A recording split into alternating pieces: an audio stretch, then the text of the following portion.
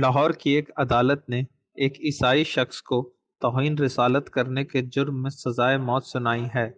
37 سالہ آصف پرویز 2013 سے زیر حراست ہیں، جب ان پر الزام لگایا گیا تھا کہ انہوں نے اپنے سابق سپروائزر کو توہین آمیز متنی پیغامات بھیجے تھے۔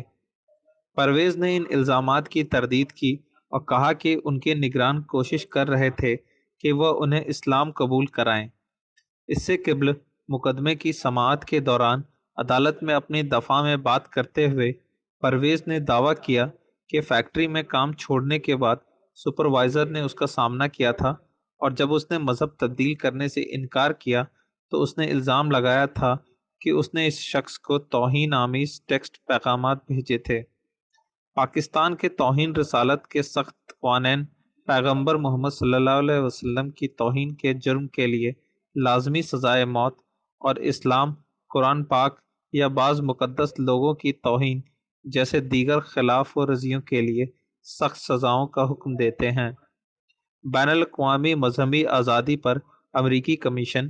USCIRF کے مطابق پاکستان میں اس وقت توہین رسالت کے جرم میں کم سے کم 80 افراد قید ہیں،